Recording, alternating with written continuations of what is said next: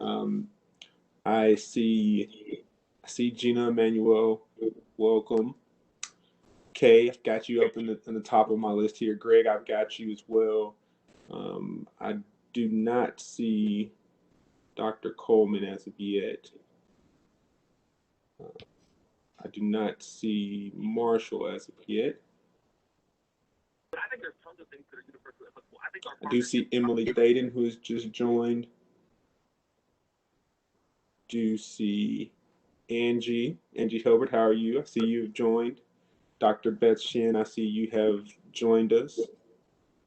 Councilmember Suara, I see you've joined us as well. Hi. Hello. Kelsey, I see that you've joined us as well. Kelsey, you've been here for a while. My squares are shifting as people join, so if you see my eyes jumping around, that's all. I'm trying to follow everyone. I want to apologize to everyone for the late join. My work laptop was misbehaving. No worries, no worries. I see Dwayne Beard has joined.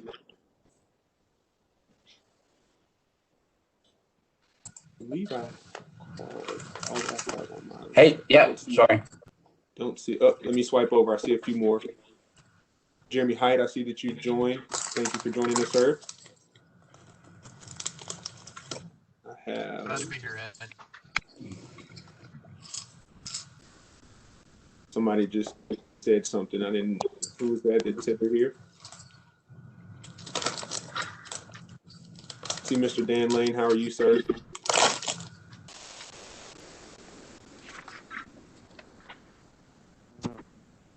So far, I think I'm missing Marshall Crawford.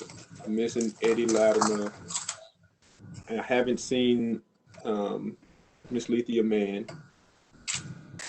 And I haven't seen Hunter. But I think those are the only ones that are absent because I've seen Mr. Dean just joined us. And I believe I did not see Kia Jarman.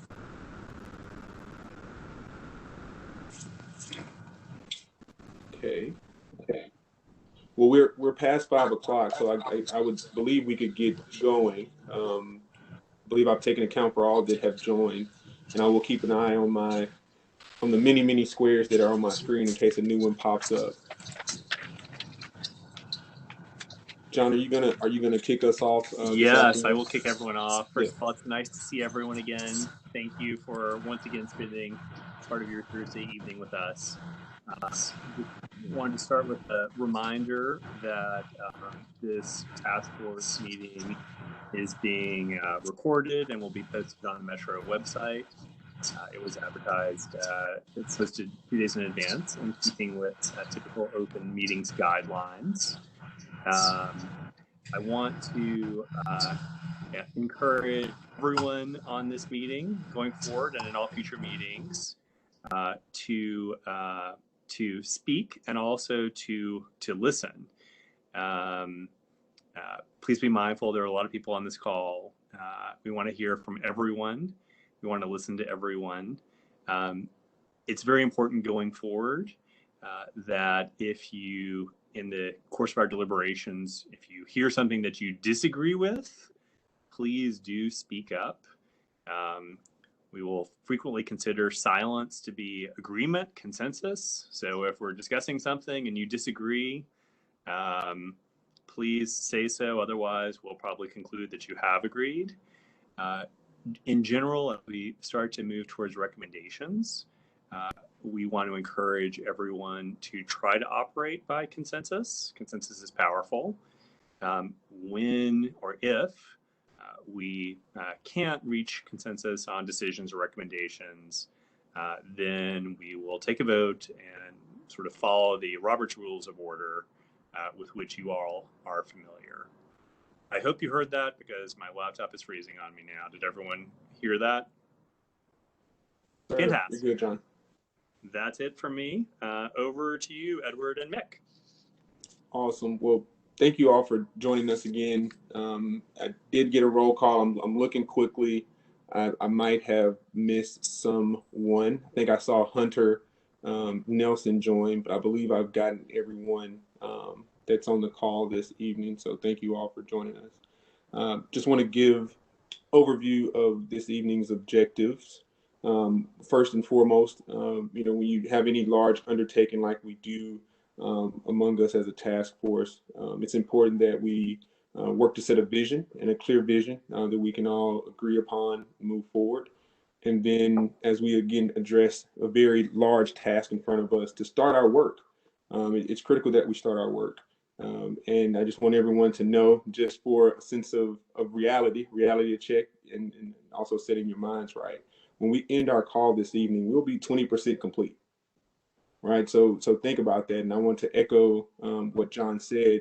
We want everyone to speak up. We want everyone to value the time that we have together and the time in between our meetings. And so you're also going to hear from Mick, my co-chair, my fearless co-leader here, about the types of homework and the things that we'll be doing in between our meetings.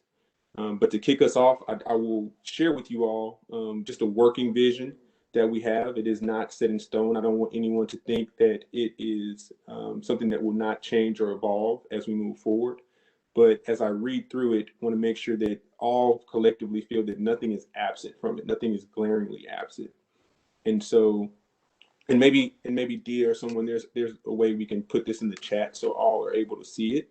But I'll read it, and I'll read it somewhat slowly for everyone. And it is Nashville housing options for current and future residents are affordable and available to all, regardless of income, race, ethnicity, gender orientation, immigration status, and ability. And we want to make sure that is as inclusive as possible. And I'll read that again, just now that you've heard it once.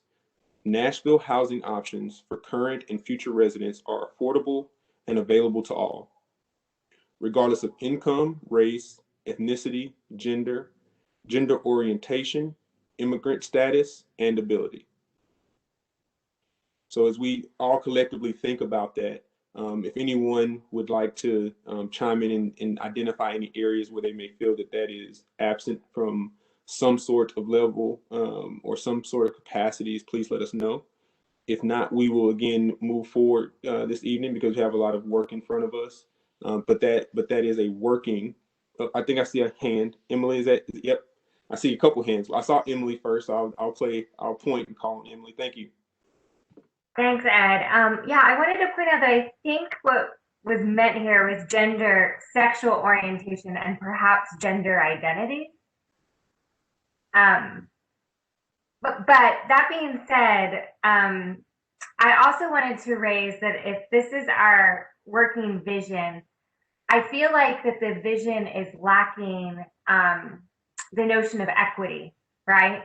Because if we're talking about affordable housing and how our housing market has come to be what it is today, then I think that we're really missing from a vision statement the fact that we have had so much structural racism and discrimination in our housing systems, and I hope that we would bring that to the fore in whatever vision we put forth for the task force to try to work on fixing moving forward.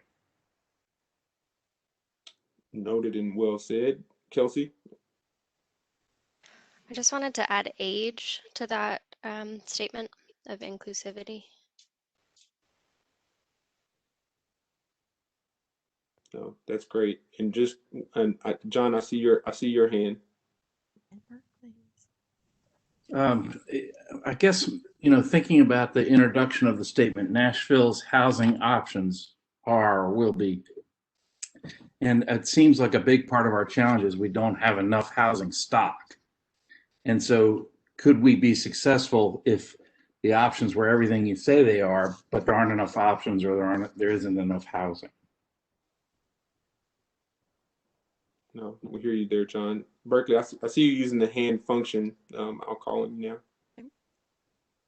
Thank you. I appreciate all the inclusivity language, which I think is a key function of what we're doing. I feel like we also need to mention that the housing needs to be near areas of opportunity, which would include both jobs and education and transportation. And I think that needs to be embedded in the vision. Noted. Angie, I see you're using the hand raise function as well, and I'll keep working my way around. I'm shifting back and forth between screens. So, Angie, would you go ahead? Sure. My comment follows along a lot of Emily's, and it's probably semantics, but instead of available, I was thinking more accessible. There's a lot of barriers to housing. While we might have enough and sufficient, but is it really accessible to the ones that need it? That was something I was thinking of. No, it's great. I've seen you wave at me a few times. I'm not ignoring you. Go ahead. Adding to what they just said, I know that we are running very low on inventory, especially affordable housing. And you were mentioned the immigrant status. That's a long, there are a lot of things to say about it. For example, THDA only lend money to people who are permanent resident. There are many other status, legal status, but they only lend money for down payment to people who are permanent residents. There is no equality in there because there are people who have DACA, who has other status, and they don't lend their money. This is Jeremy from THD. I think I can kind of address that. That's an FHA rule that I believe may be changing with the new administration. Okay, great. So I will, if there are others, I don't see any hands raised. Well, Kelsey, go ahead. I don't know where exactly this fits, but a quality or appropriate housing, not just that somebody has a roof over their head, but that it supports thriving rather than just surviving. Well said. WebEx is loading for some of the other pages. There are a few folks that if you have your hand function up or if you've raised your hand, I cannot see you. So if you have not yet had a chance to speak, I do see Kia. Hi, Kia. How are you? Kia, thanks for joining. Would you go ahead? Oh, I don't think I have a point. I was just trying to be added as a participant, which I am now. So I didn't have access to video before. Thank you. No, wonderful. Well, really quickly, while we've joined, I did note that Hunter Nelson joined. I also want to note for the record that Eddie Latimer has joined as well. And so wanted to keep us moving forward. I don't see any other hands raised or any of the hand raised functions. So I'll pass the baton to Mick so we can keep moving through our agenda. Lethea, did I see your hand up, Lethea, or no? Just you did, but I was going to say the same thing, that I think it's a given, but we may need to say something about the quality of housing. But for most of us, that's a given statement that of course we mean quality housing, but for everyone that's not a given. Understood. Yeah. Okay. Well, thank you for that, Ed, and thank you for that, everybody, with your comments and improvements to the vision. We'll be working on that to see if we can pull that together in a more comprehensive way for next time. Before we transition to the main activity of today, which is to describe some of the obstacles to housing availability, opportunity, and equity. Just wanted to touch base. Last week, we shared, I believe John shared in the email with the agenda on it, a list of questions. I'm just showing it right here. You can use these as prompts for our next stage of conversation, but you may have more questions and that make you think about for when we're talking about obstacles, which will be led by Dia in a second here. But I just wanted to thank you, everyone who reviewed these and thought about these. Especially want to say thank you to Kay and Dr. Coleman and Mr. Dean for your thorough comments, very thoughtful comments, and I think you worked with others at NOAA, and when we received your comments, it just really, I want to say really appreciate that, and look forward to you sharing those thoughts further throughout today, and also for the next several weeks when we continue to work on this project, which is this committee, which is the goal is to make meaningful recommendations to the city and specifically to the mayor that can help address as many aspects of this housing crisis that the city's facing as possible. So that's just wanted to note that we mentioned that for last week and wanted to connect that to today's discussion. Going from here, I'd love to throw it over to Dia, who's going to help facilitate our conversation on the obstacles we see in sort of solving our housing crisis. So Dia, I'm going to throw it over to you. Great. Thanks so much, Mick, and good evening, everyone. We have the great pleasure of conducting a dialogue in a virtual environment, which is never easy and oftentimes, a little tricky. So what I'm going to do is ask Mr. Buchanan, Dontree Buchanan, if he would allow me to share my screen so that as we proceed in this area of tonight's agenda, we have an opportunity to capture your comments so that we can all see the comments. Right now, what you should be able to see is what I'm calling my worksheet. So that I can capture comments and remarks that task force members are making. Edward just walked us through a discussion on, how broad do we need to make this working practical vision statement? And several of you provided feedback. So far, and let me just clarify, what you should be seeing on your screen is a document that's called Obstacles and Challenges. And I have the original working practical vision and changes in blue. So we've added accessible to this working practical vision. We've added age and sexual orientation. We've raised questions around where is equity in this statement? How do we address housing stock and inventory in this practical vision statement? We want to be sure that we're specifying areas of opportunity, meaning that housing is created and preserved near jobs and transportation. And that when we're discussing individuals of different immigrant statuses, we do need to be mindful that current law, even if there are plan changes, but current law for most federal funding is only available to those with permanent resident status.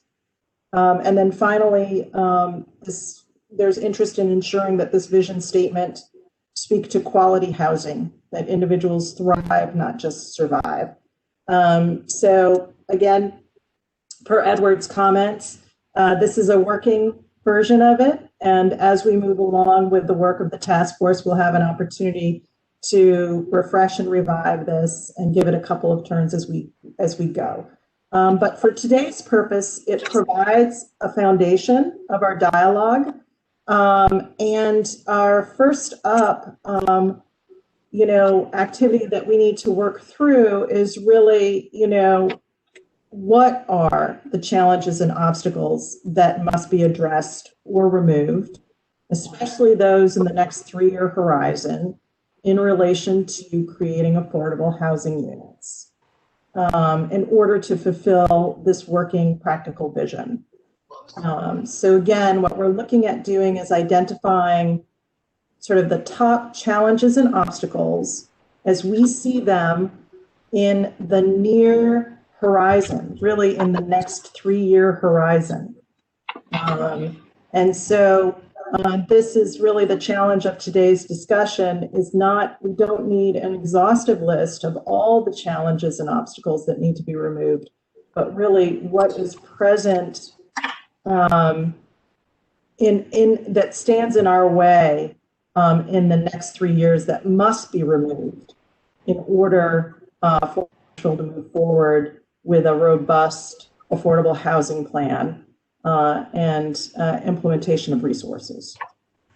So we're going to do this part of the agenda in a popcorn style. And since we're in a virtual environment, I will be typing notes. Unfortunately, I won't be able to see everybody. So I'm going to engage Mick and Edward to call on people if folks raise their hands.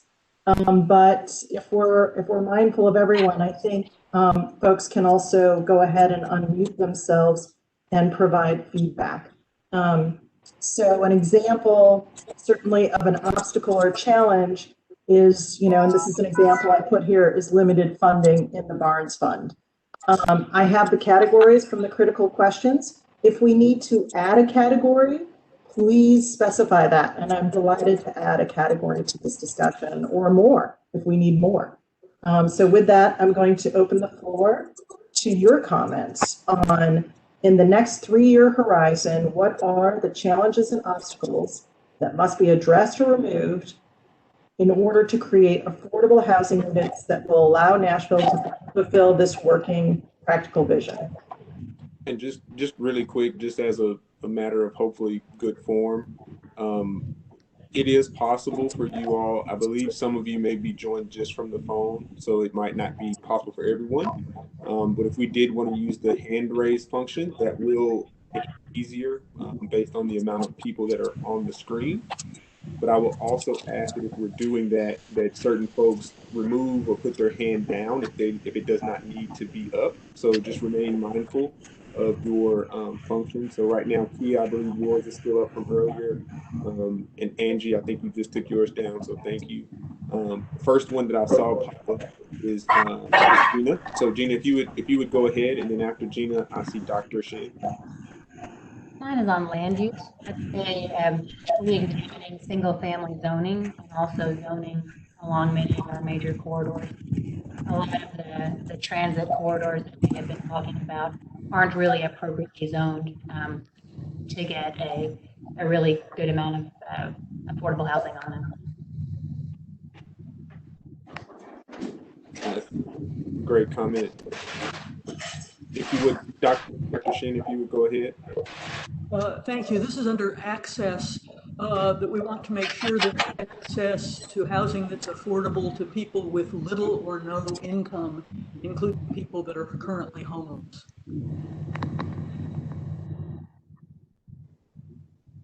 Indeed. Okay, I saw that your mic was on. I don't know if you wanted to speak or not. And then I see Marshall has raised his hand.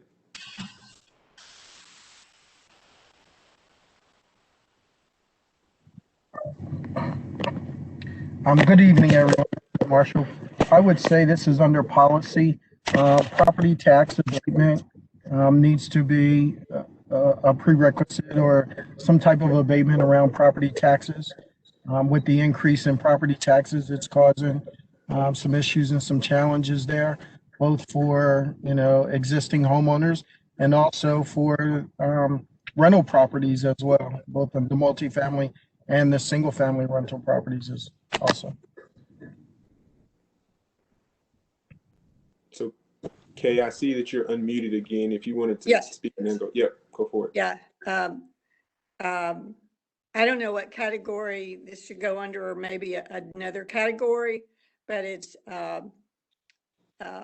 we need accurate or the latest data that we can pull together on what we have and where it is, a supply gap analysis, so we know where we're starting from. No, I agree. I personally get that question a lot. Dan Lane, I see that you're unmuted, so I'm going to ask if you're wanting to speak now. Go ahead, and then after that, I do see Emel's hand. I think that we lack appropriate incentives for for-profit developers to build entry-level and affordable housing. And we many times want to say let nonprofit do it, but we got to get for-profit builders into building affordable housing, and we need more incentives to get them involved. Thank you. Emil, if you would now, yeah. Sure. One of the challenges we hear from our affordable housing developers is the cost of land to build new affordable housing. With the cost of land, also the cost for site improvement and infrastructure costs, as well as the cost of purchasing buildings for rehab that can be used for additional affordable housing. Definitely. Councilmember Suara, if you would. Thanks. I have two, I believe. The first one has to be on the policy. And I believe that this relates to funding in some way, but some of the things that I've heard is some of the fees associated with building affordable housing. And some of these fees are metro fees that are set by metro, that I believe that if there's a way for us to be able to change some of those, wherein even for people that are doing banks fund, we give them the money, but we get it back from them. So I think that a policy that would limit the cost to build those of affordable housing. In terms of access, something that I've heard of recently, which is interesting, is that we have a problem with investors, outside investor, non-residents, that are able to come up with funds and scoop up the available housing that are no longer available to residents. And I don't know, I think that will probably be under access, why some people do not have access to it, because by the time they get the fund, cash paying investors have scooped it up. A great point. I see Councilmember Allen, and then I see Jeremy Height. Under policy, I would say there are some state statutes that currently are obstacles. The limitation of some tax abatements to only low-income housing tax credit is one of them, and their current ban on inclusionary zoning is another one. So we either have to remove those or work around them. Agreed. Jeremy, if you would, please. Yeah, I was going to mention those two issues as well. The payment in lieu of taxes, the pilots, those are inconsistently applied, which becomes an issue. The only deals we've ever had come back from the tax credit program came from when a pilot wasn't approved in Davidson County. The other thing was that, we talked about incentives for private developers. The tax credit is the only incentive that's there for private developers. I sent a list to the chairs of the committee, the list of tax credit properties that are currently in use in Davidson County and their expiration dates for when they would come out from under the compliance monitoring, basically for their affordableness. And that is, again, a challenge that there's a lot of units that will have the potential to go market rate and lose the affordability that's currently on those properties. So that's something that I would say that the city should look at, either encouraging or figuring out a way to reach out to those developers or those property owners and keep their properties affordable, because it's a lot easier to keep those properties affordable than it is to build a new affordable unit when those go market rate. Agreed. And Kelsey, I see your hand, and I know it's been up for a moment. I see your hand, and then I also saw the hand, Councilwoman Berkeley, if your hand's still up, would you put it down? But after that, I see Angie. So go ahead, Kelsey. Sorry about the wait. Fine. I wanted to revive the note that seems to have disappeared about the Barnes Fund, just the limitations of that funding. I think another challenge with that is reliability and predictability of funding sources. The fact that the Barnes does not yet have a dedicated sustainable and adequate funding source continues to make that challenging. And then in sort of a related sense, the cyclical nature of a lot of these funding sources make it difficult to move on deals that might be happening in sort of the off season. That's great. Angie, was I right? You wanted to go? Okay. Yes, I think under access, one is the lack of understanding of fair housing rights for persons who are protected under the Fair Housing Act, and also a lack of understanding of fair housing responsibilities for policymakers and developers. And then maybe either under policy or access, there's even a lack of enforcement of fair housing violations. So I've seen, Lethea, you were toggling the mute for a while, but I see your hand now. So if you would go ahead, and then after you, I see Kia. Yes, I had a question. Do we know how many private developers provide, I would say, single landlords provide Section 8 housing, how many there may be, and then how many we've lost over the past 5 years, meaning individuals, not large developers, but just individuals that may have properties that they make available through the Section 8 program. And have we lost a significant number in the past 5 years? And then if we have lost some, is it possible to provide individual persons who provide Section 8 housing tax incentives to keep it affordable? Because if you are making your property available at a lesser rate than you can get on market, why are you paying the same tax rate as someone who's renting their home at market if you are trying to make room for someone who needs that affordability?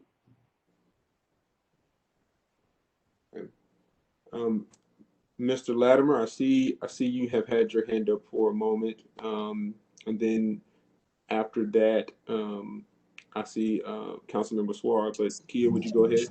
Yes, thank you.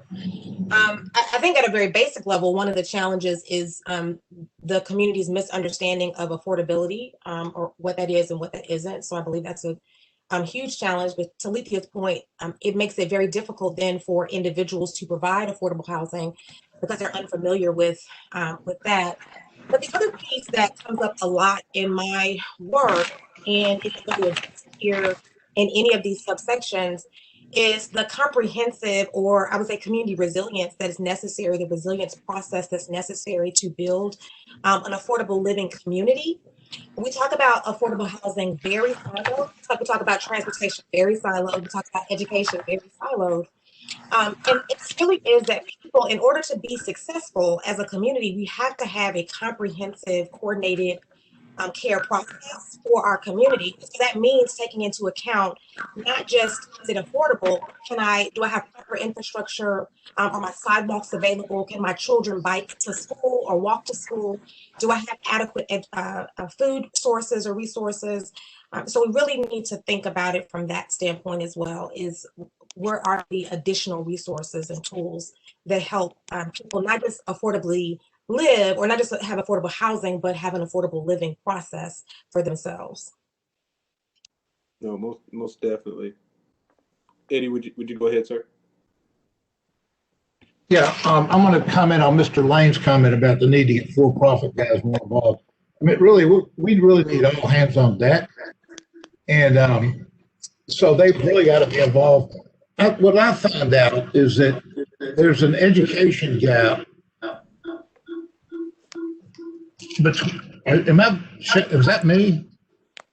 Anyway, there's an education gap between how that is done. Very few people understand how to bring them together.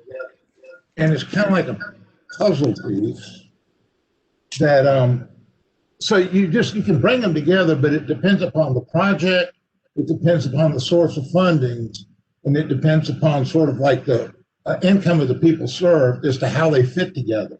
So education around that's going to be critical, because without both parties at the table, we're not going to make a dent in the problem. The second thing I want to make a comment on is Metro has increased fees for building a home now about $10,000 per home in the last year. And you had $4,500 that we now have to pay for a capacity fee, even if there's water and sewer at the lot. And then they just went to the 2018 codes, which has a HERS rating of 3, and we just built 4 homes at a 3 HERS rating, and it's very expensive. I would say we're $9,000 to $10,000 more than we were a year ago. The point of that, though, is that's really a state problem. The state of Tennessee likes to come in and has told the city that they cannot help affordable housing.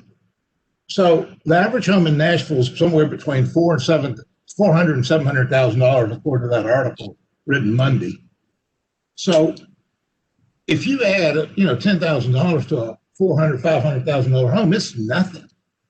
But you add it to a unit that has to be between 130 and 150, you knock out hundreds of potential customers, and you really knock out the 30% AMIs and the 50% AMIs. So we've got to find a way so that the city can charge us something. We're using your services, but don't charge us $10,000 just because we want to build a home.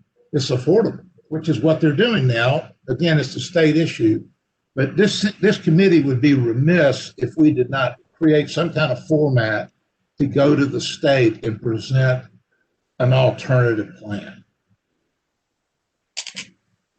Thank you for that, Eddie. I can echo a lot of the sentiments there about the impact of cost on affordable housing.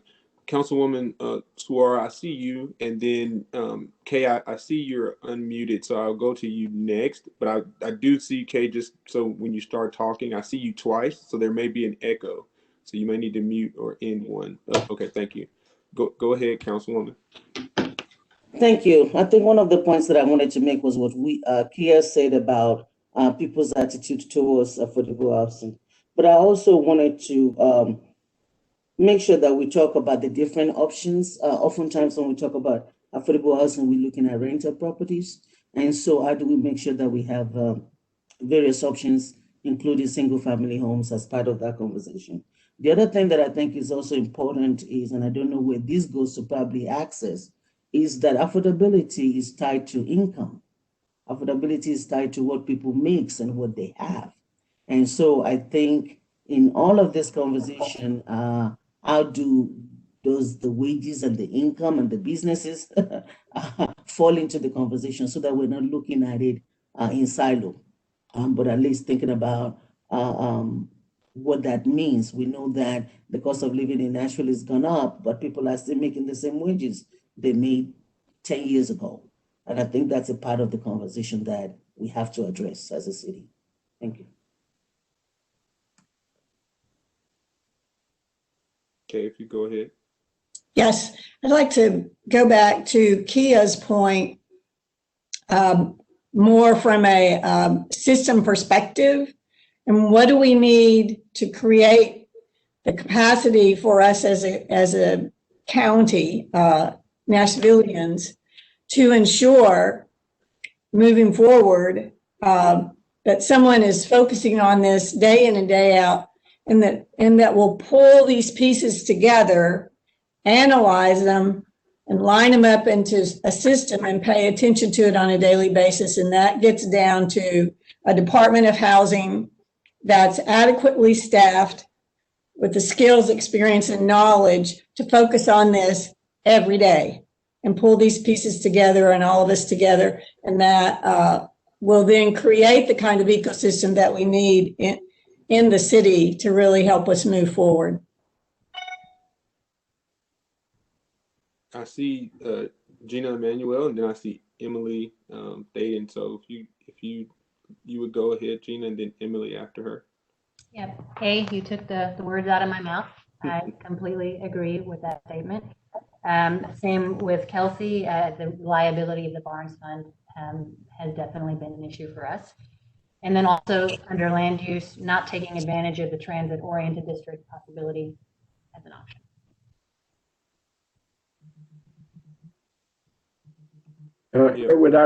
I have a couple another comment.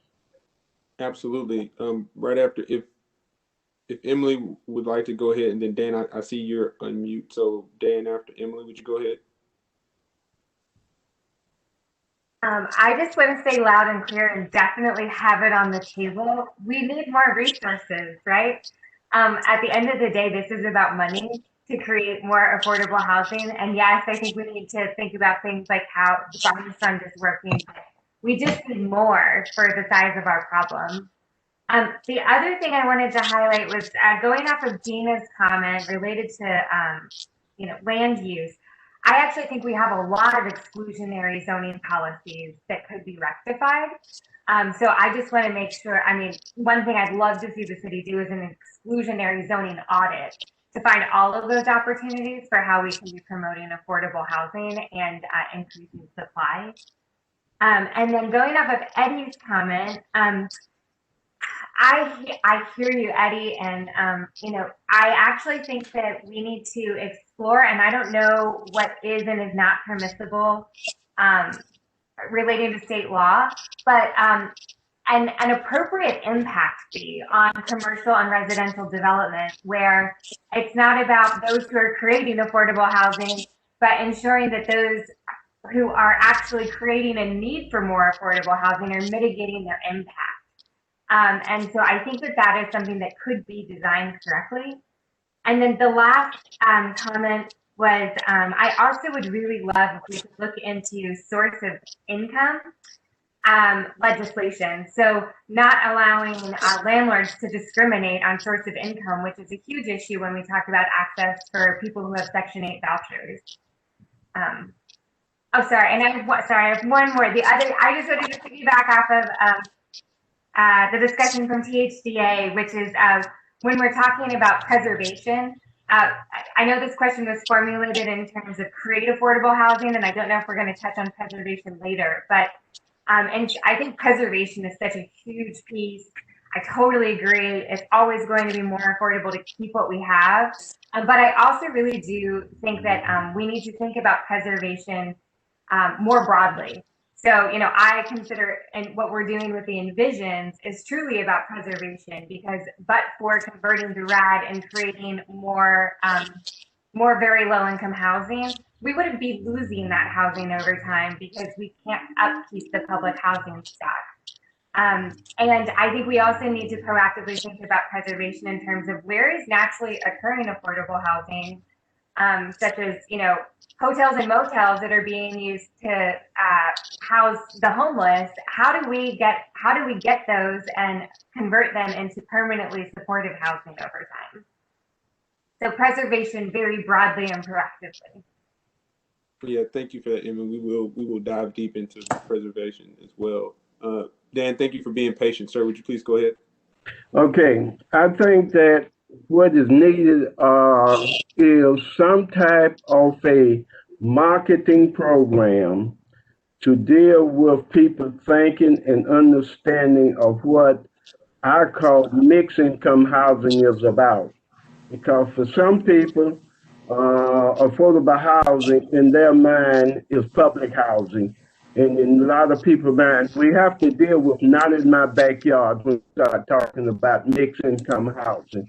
Because there's certain neighborhoods and communities and so forth, I think, don't want what they call low income affordable housing in their neighborhood. And if you have to get rezoning done to put affordable entry-level housing, you can run into quite a few obstacles in terms of the community and the people negative opinion about getting rezoning for what we call affordable housing. Now, sometimes we are saying workforce housing. I like to promote the idea of mixed income housing because everybody can't afford $400,000, $500,000 home. What about the people who can afford a $200,000 home, a $250,000, and so forth? So that's really is the issue. And I think there is a stigma on the concept of affordable housing. And we need to begin to talk more, point out positive aspects off in some type of a marketing program of mixed income type housing. Point well taken and agreed. Dr. Coleman, I believe you've been toggling your mute for a moment, so I want to make sure I call on you in case you did want to speak. Yes, the points have been made, the one about NIMBYism, the one about revamping or re-examining our zoning codes to see what flexibility could be added, and the one about the necessity for adaptive reuses of properties owned by the city. So those were the 3 points I wanted to make. Thank you for that. I see Kelsey's hand and then I see Kia's hand. Ed, do you mind if I just jump in for a second? Dia is just doing such a great job. I just want to give her a second to catch up, and I'm just really she's reformatting tables, taking down all these notes. So I just wanted to give us a 30-second pause, such that she can have a time to sort of maybe take a breath for a second here, if that was all right with everybody. No, absolutely. And Dia, by all means, please don't be bashful if you need time or want to address things that you need to play catch up on. I think the entire group would understand that we would rather have our comments taken down in the most appropriate and efficient way possible, rather than us just bombarding you with things and then something getting lost. But no, I appreciate it. I appreciate that. And yes, Yeah. you are doing a fantastic job, by the way. So thank you. And I think these comments are great too, and that makes it even more important that we can get them, like I was saying, to get them all down here. And as we're thinking in the future, and we'll build on this and cover preservation and access in even more detail as the meeting goes on. And once we have this list all together, it's going to be much easier to figure out, okay, where are the sites of biggest leverage for this task force to make recommendations for change. So I just wanted to connect us back and also just filibuster a little bit for Dia at the same time. But this is how it's all connecting, and I just think this is a really good conversation so far. All right. No, I absolutely agree. And while we're waiting, I will ask that everyone take a look at if you're using the hand raise function and you've asked a question earlier, if you don't have a question, would you please lower your hand so that I could get to those that do have a question? And Dia, what I will do is I will wait for a thumbs up from you before we move forward, just to make sure we've allowed you the time to catch up. Thanks so much, Edward. I think this is a perfect time. We've got a lot of information around creating affordable units. In other words, what are challenges and obstacles in the next 3-year horizon that we really need to be working on that stand in the way of creating affordable housing? And so this is a perfect time to be thinking about, have we covered the highest priority obstacles and challenges here?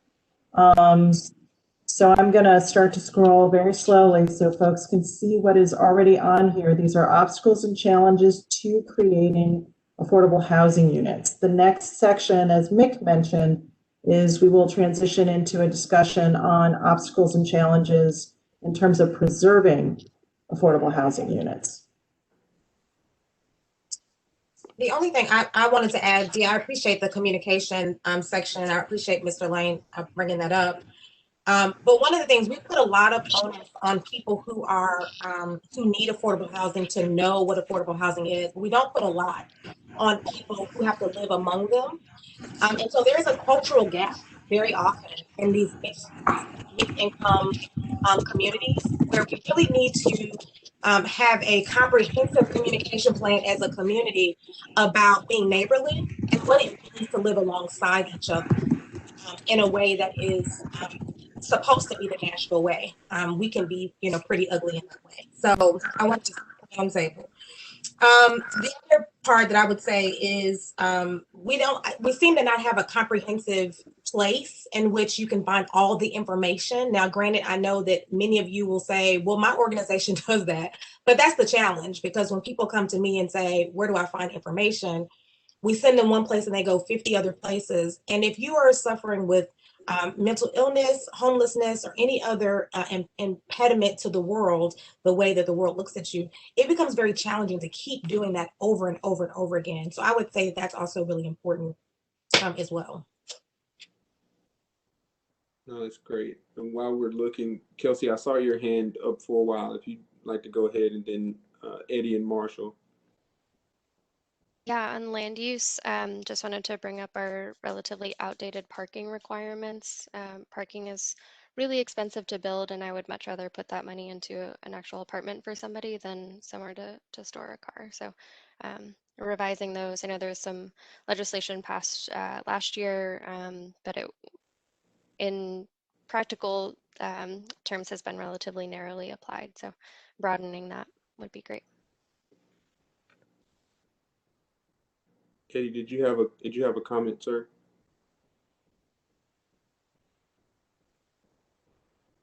I'm going to go ahead to Marshall, if you would, and then Lethea, I see your hand. So I'd add three things. Just a point. I think I heard someone say that there's not enough resources, but what we don't see is where industry is playing a critical role in helping us address this. We know that many businesses are coming into or being attracted to the area, but what's happening there is that they're getting tax breaks and other incentives to come, but yet they're not putting any resources towards or addressing the affordable housing challenges. So I think having industry play a more critical role here and be a part of it. Then the second thing I would say is that we know the city is, donating or providing, organizations with, tax properties, but that's an additional cost. I heard someone say about fees. Well, if we have to clear the taxes on those particular properties or provide clear title, that's costing us resources in being able to do it because they're not coming with, a warranty deed where they are clear title. So I think addressing that situation around clear titles on some of those properties. And then the final piece I would say, as we look at preservation and creation, there is still a racial overtone about what communities are being impacted and getting, adequate resources to be able to address, and looking at those communities from a racial standpoint and making sure that there is equity across the board about what communities and of color or any other communities that have immigration populations, making sure that we're addressing the racial composition and situation there as well. Thank you, Marshall. I see Lethea's hand, and then I think it would be good to plan for a little pause again, and then to set the tone for talking about preserving. So go ahead, Lethea. Yes, I'm going back to what Dan said about what people think of affordable housing. And that's why I would like us to talk more about housing affordability, or I would say shift the message to be housing affordability versus affordable housing. It's just the connotation of affordable housing. People go to, inferior housing for low-income people who don't work. Whereas when we talk about housing affordability, that reaches a bigger group where you're talking about, your teachers and firemen and policemen, not just that very low income, but even the working income.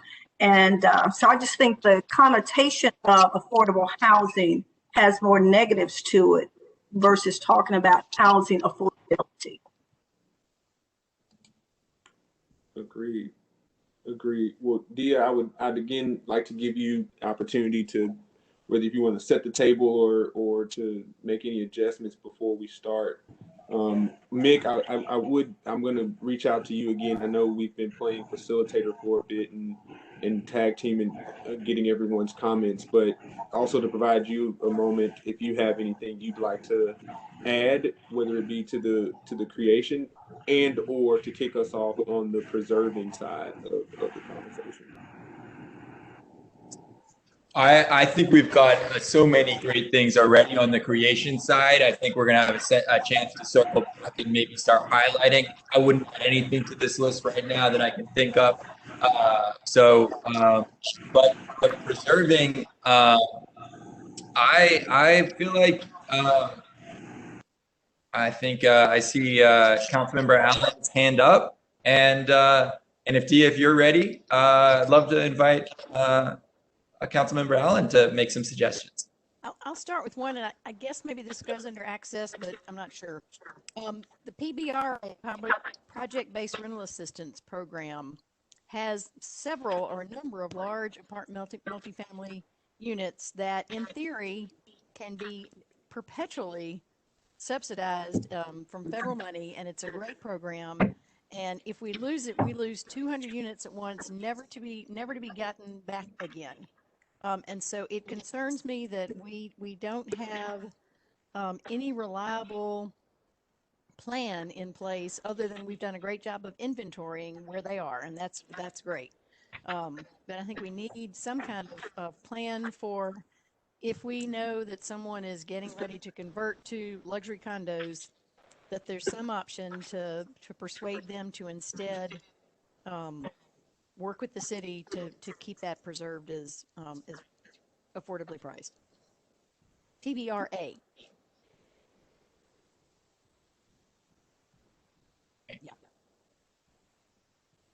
Yeah. I see Kay, and then Emily, and then Mr. Lane after that, Dan Lane after that. So Kay, take us off.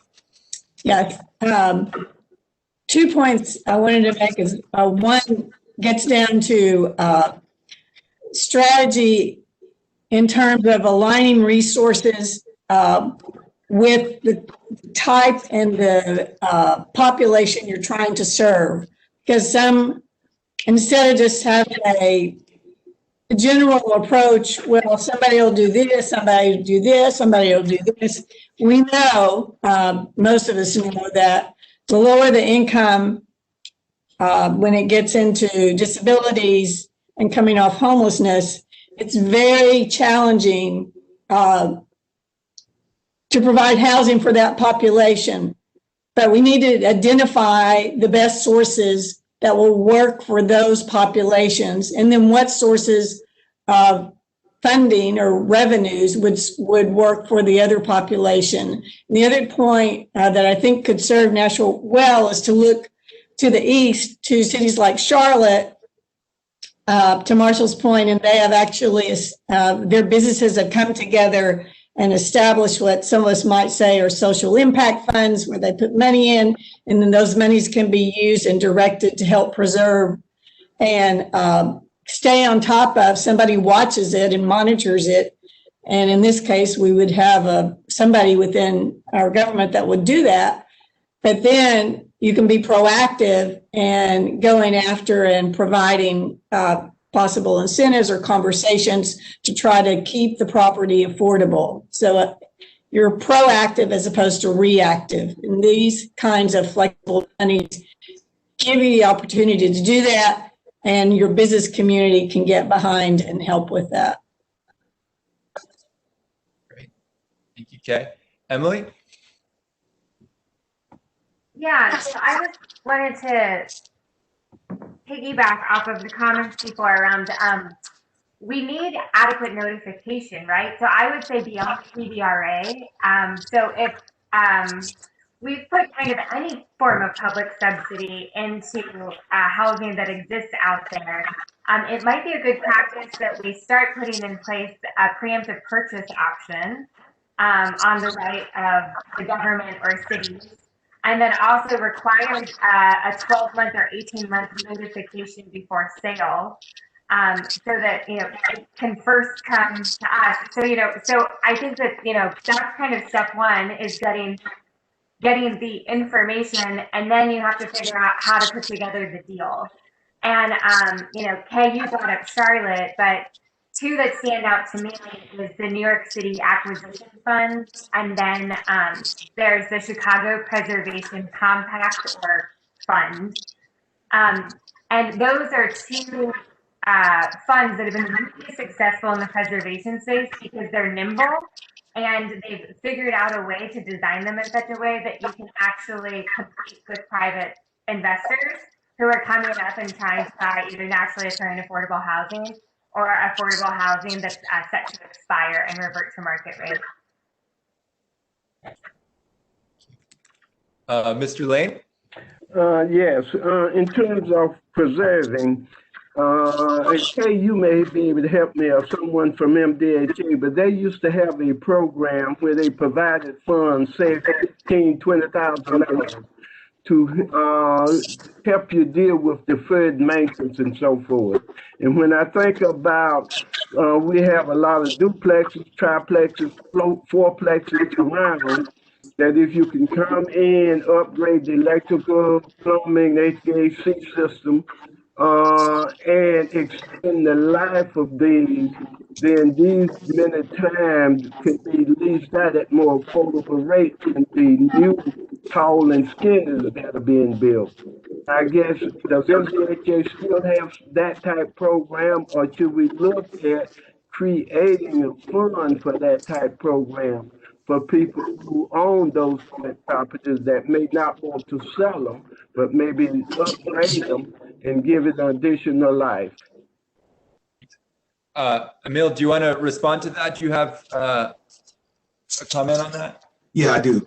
We actually do still operate that program. We have a program for single family homeowners, and we also have a program for multifamily.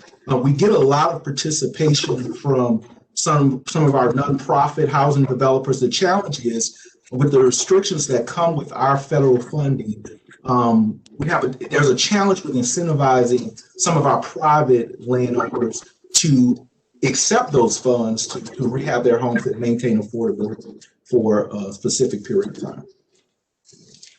Thank you. Eddie, Mick, before you head on to the next member of the task force, can you help me summarize? It sounds like that's a policy issue. It could also be a communication issue. Would you? So it sounds like there are restrictions in federal programs. Yeah. So if I think, Emil or Dan, feel free to add to this or correct me here.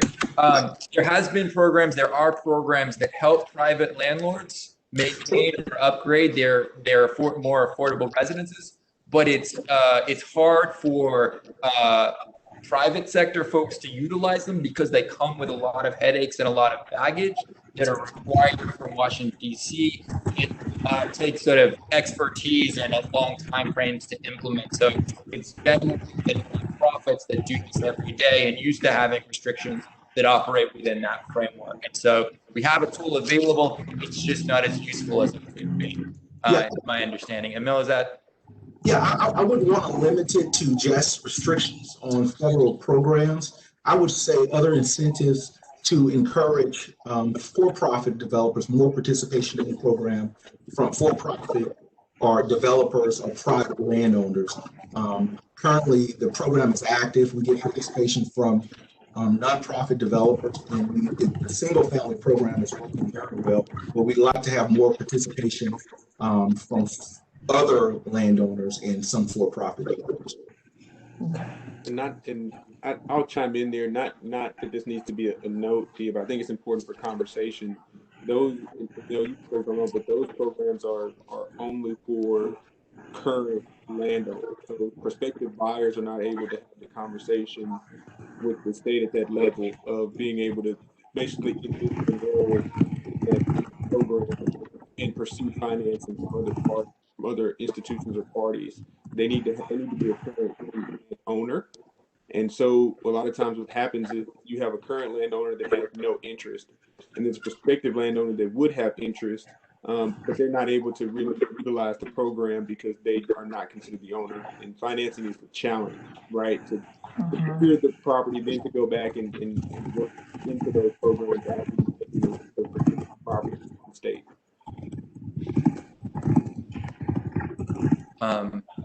Eddie, I think your hand's been up for a little while.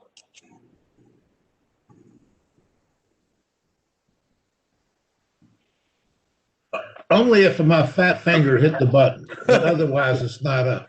Okay, all right. Lethea? And then I have Councilmember Suara, then Kelsey, then Dr. Coleman, then Angie next. So Lethea, you're up next. Unless this is from before as well. Yes, I find the hand to move it. Okay. The hands are on my screen. It's sort of bottom right-hand corner underneath the list of participants. Councilmember Suara.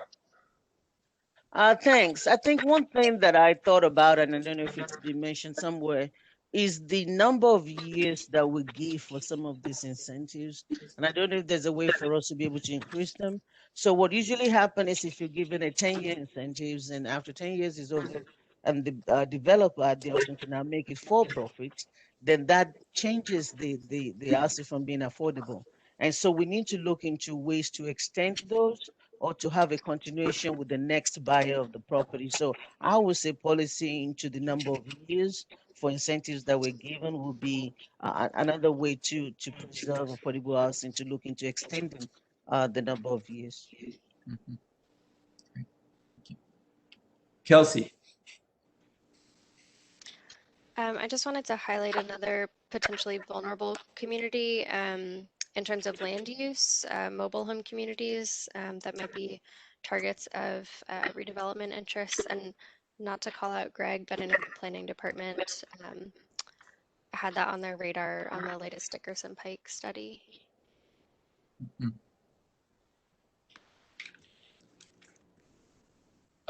Greg, do you want to comment on that, or I declare your hand go up too, so give you a chance to add anything to that?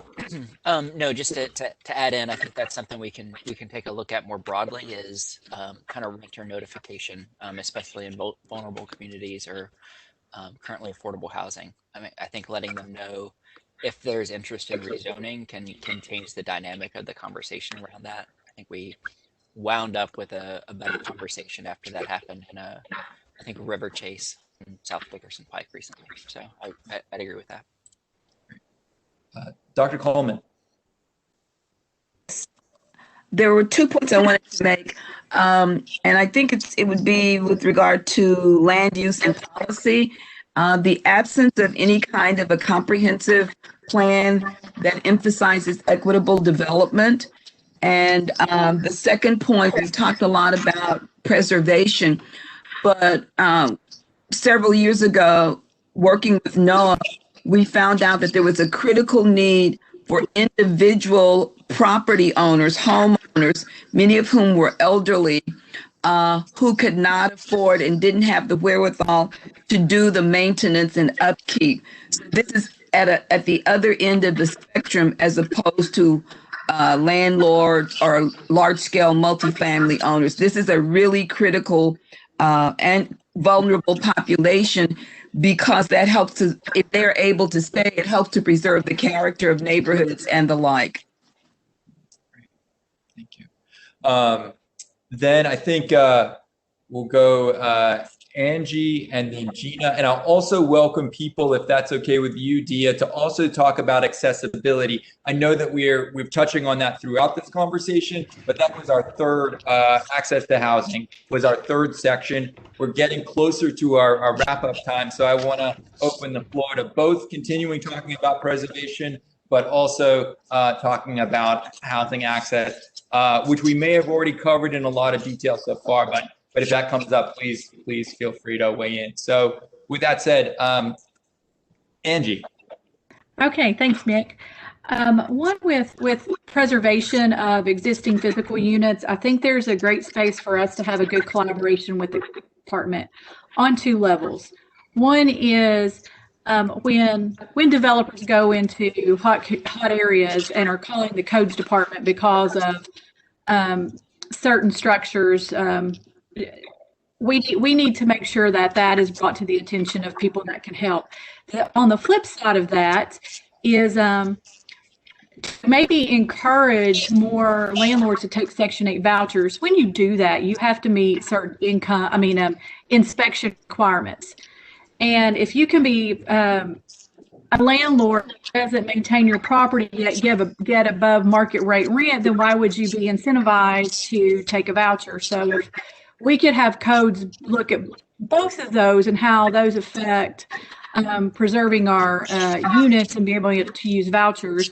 Then one more thing on, I guess it's access, but it's about retaining the person being able to stay in their home is strengthening or developing eviction prevention programs, as well as strengthening foreclosure prevention, because if people are in their homes and there's an economic reason that they could lose it, then we also need to look at those things.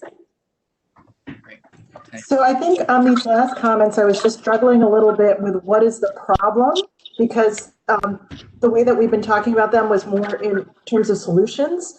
So what specifically do you see as the problem in relation to preserving affordable housing units and removing challenges and obstacles in the next 3 years?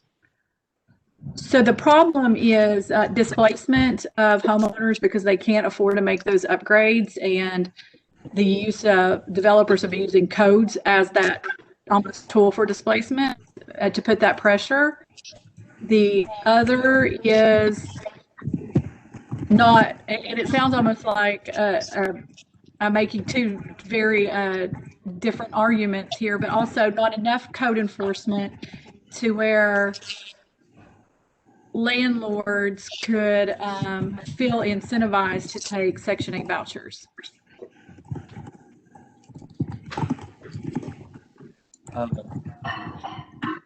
Gina's had her hand up for a while, and then we've got a few more hands coming up. I see Emil and Kay and Greg, but I also think we're needing to get towards a wrap-up phase too. So I'm going to open it up to Gina, and then sort of Dia, then sort of defer to you in terms of can we incorporate these last few comments, or should we move directly to the wrap-up part? And if we need to add more, then we can. But, I just want to remind everyone that this is a first pass, and we'll have an opportunity to augment this and look deeper at some of these items. But Mick is right. It would be great if we can start looking at any access items. And so what I'd like to do is give us about another 3 to 4 minutes to wrap either preservation or accessing affordable housing. Gina, you're up. Okay, for access, for preservation, I think there is a lack of partnering with groups such as Nesterly. They promote intergenerational home partnerships. It's a little bit of an out-of-the-box way to keep people in their homes, and they pair them with young renters, and they actually, it's a good partnership and a way to help them preserve housing in a different way than we've been talking about. Emil? I just wanted to add a bit to Angie's comment in reference to landlords accepting vouchers, specifically funding for landlord incentive programs and programs to retain landlords who actually accept vouchers.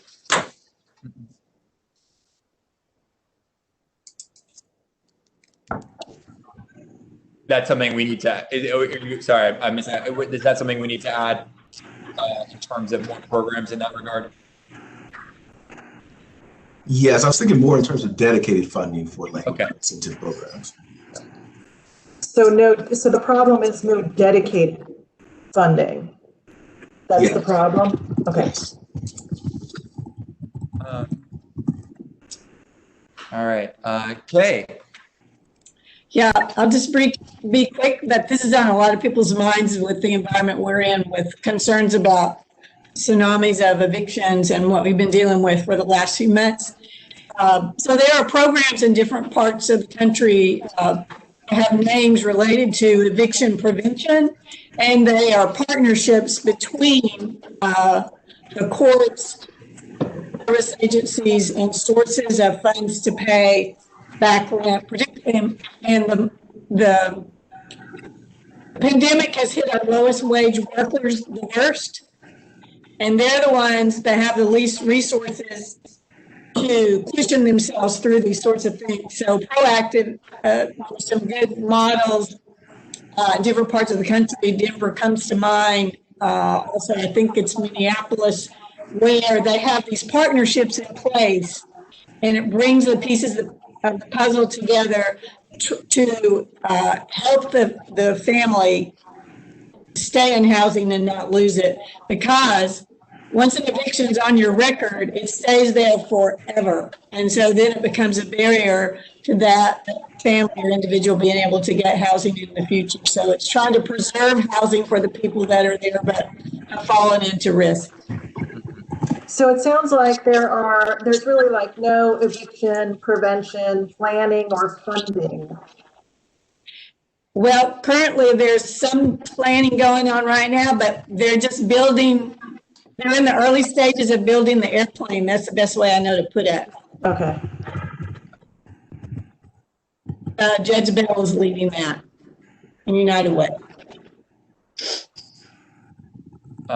Greg, and then Kelsey. And then maybe after that, we'll start to move toward closing.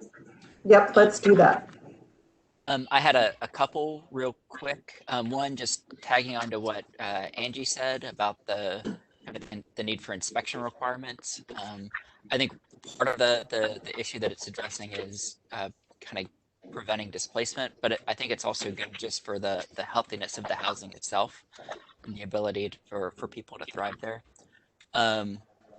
A second thing would be kind of getting to Dr. Coleman's point about the comprehensiveness of all of these. This administration's put out two solid other plans prior to now, a transportation plan and a sustainability committee. Housing isn't really a big focus of either of them, but I think housing is where they intersect, and kind of everything can blossom if we get all three of those lined up. The third thing I would say is that we often think of accessory units as something that supports the ability of current homeowners to kind of add an income while also adding a housing unit. But complexity of permitting and the cost of it makes it prohibitive for the people who need it most. And Greg, I think the real question is, what are the problems and obstacles you think should be prioritized in the next 3 years? So the problems and the obstacles, not solutions, though. I think it's for that last one. Yeah. I mean, I think it's the ability for homeowners to navigate some of the solutions that we are offering.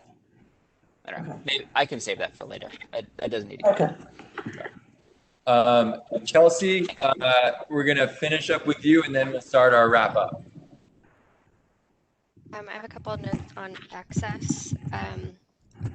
There's physical access. The limitations of our transit system are a barrier.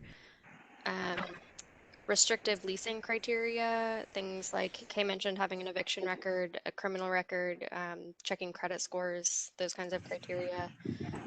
And then last, just the ability to cover upfront or one-time costs, things like security deposits, first and last month's rent, even just moving expenses can be a real barrier.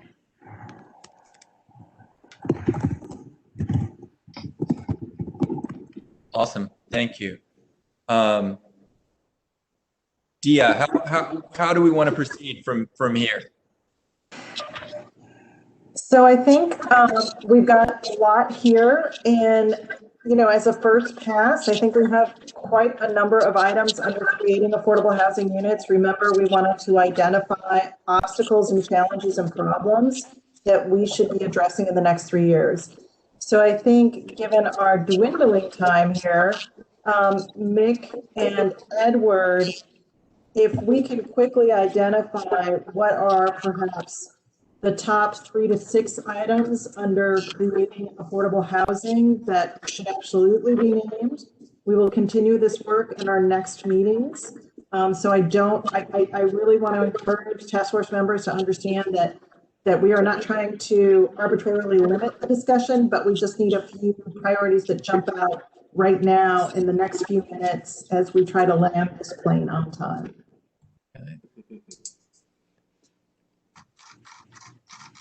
Are you able to maybe shrink your screen, yeah, so we can kind of see the full view? Sorry to ask more of you, Dia. If I would editorialize while we're doing this a little bit, I do think a common theme on creating comes back to resources. I mean, building housing is expensive. You know, a lot of the tax incentives or problems, or, you know, a lot of these things come back to resources. So that's a theme that I think a lot of the different points represent. I'm not sure which one of those best exemplify it. But I'll just put that out as a theme that I see, and just sort of, I think that point was made earlier as well. But so, can I ask a procedural question? You want to identify one or three things that jump out at you, that jump out at us, and then what? What will happen with those identified items, and what will happen to the ones that didn't make the cut? So right now, this is just an initial opportunity to identify what is sort of known in the industry as some of the top barriers in the near term. This is just an initial pass. This doesn't mean if we pick 3 or 6 tonight, it doesn't mean everything else falls off. It just gives us a sense of what everybody in the room sees as critical obstacles and problems and challenges that we really should be aware of, okay? So, but it does not mean we are removing everything else, okay? So it's just, you know, I'm sure you all as experts kind of say like, these 3 things or these 6 things, we must address these. But it doesn't mean everything else is falling off, okay? Thank you. I think one thing. So if the task force members will be able to get a copy of this. Absolutely. Dr. I was just thinking the same thing. Perhaps we can share this. I mean, I wonder if maybe I don't want to slow down the work of the task force, but I also don't want to overly rush it. Maybe we share and respond. Yeah, and allow. I want to keep everything nice and open and taking place in the meeting. But I also want everyone a chance to digest, and there's quite a lot here in terms of what we have in front of us. So if I may make a suggestion, I think one opportunity here, Mick and Edward, is for you to take an initial pass, and we can send that out for responses from the task force. And so hopefully we can make these kinds of sharing processes a little easier over time as the task force gets underway. And rest assured that all of us who are staffing the task force try to do that, but sometimes it's not as fast as we can do it. But I think an initial pass by Mick and Edward on sort of what have been part of discussions previously that are top problems that we should definitely be mindful of, and then get everybody else's feedback on what else we want to add to these sort of priority issues as we move forward. Does that sound good? Yeah, so you'll just email it out and then we'll respond to it or add input.